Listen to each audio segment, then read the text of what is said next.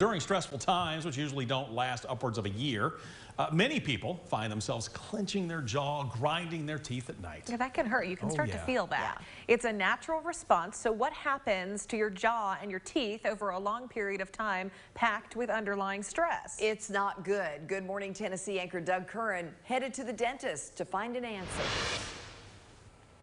This isn't your normal work stress or even school stress, like how are you going to get that project done in time? This is overhanging, always there, at least for 9 months so far. Stress that is having physiological issues with your mouth and jaw. Some call it TMJ, others TMD, temporomandibular jaw. I spoke with Dr. Smita Baroli, whose practice is in West Knoxville. We're seeing a higher prevalence of it right now because TMD is exacerbated by stress and anxiety.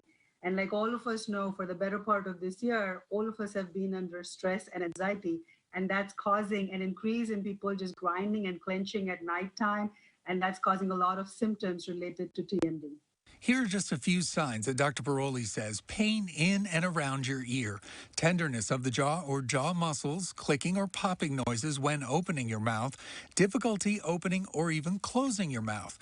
The pain is worse in the morning and late afternoon. The first thing they need to know is if they're experiencing any symptoms in terms of pain with their jaw, or they're not able to open their mouth all the way like they were before, they need to seek help. It's not going to get better on its own. It's only going to get worse. Reporting in Farragut, Doug Curran, WATE 6 on your side.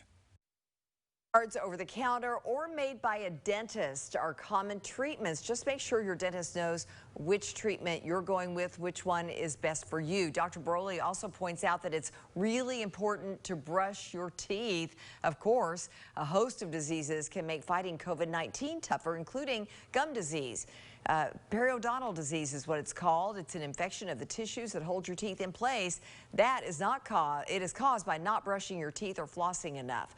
A recent study says patients with periodontal disease are showing more intense symptoms of COVID-19 once they're infected. And the logic behind that is that periodontal disease is a chronic low-grade inflammatory disease. And so it's COVID-19. It's an inflammatory disease where it causes inflammation in the body.